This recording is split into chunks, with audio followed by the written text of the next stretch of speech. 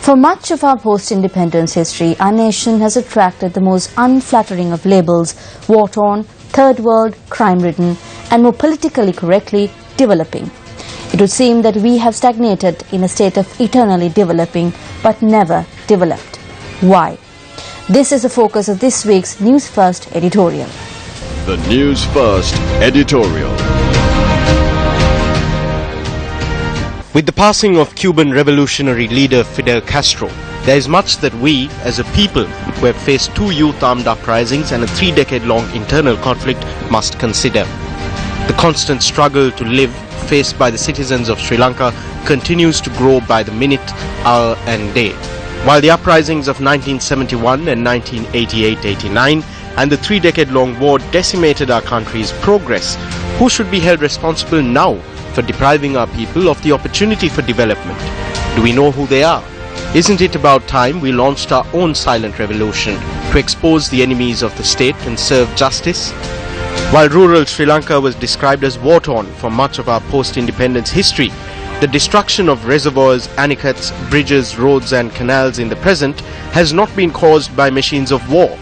Rather, this is a more sinister destruction caused by an arbitrary and lethargic administration, a monster that feeds off the livelihoods of our people.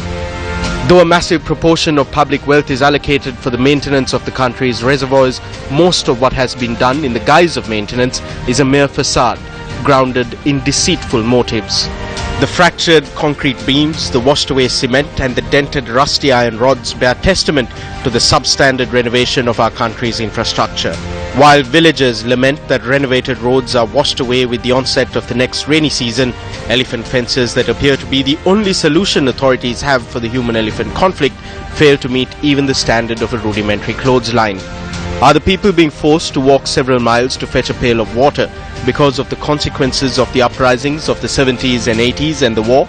Can we continue to blame the armed conflicts we have faced for the despondence of day-to-day life of ordinary Sri Lankans? No.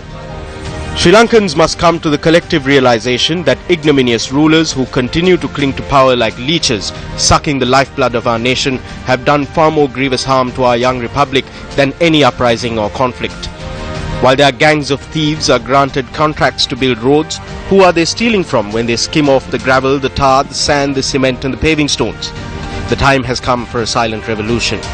We must consider if the Batistas of the 21st century have been born in Sri Lanka. Unscrupulous leaders whose lust for power and wealth deprives your children of any future worth mentioning. Consider a simple example. A 1-kilometer stretch of road leading to Bisso Manike's home has been carpeted and white lines have been painted on either side.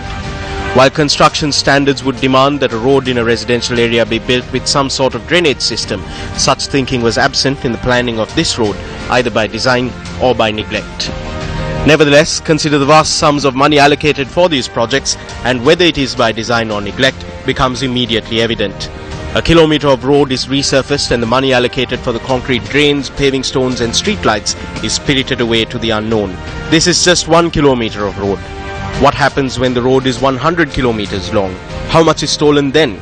What happens to the hundreds of millions and sometimes billions of rupees allocated for these vast projects, which always seem to come up short of the initial design? As we celebrate the memory of revolutionaries past and contemplate on the challenges of the present, let us also reflect on the words of Ernesto Che Guevara. The revolution is not an apple that falls when it is ripe. You have to make it fall. Let's join hands to bring about the silent development revolution.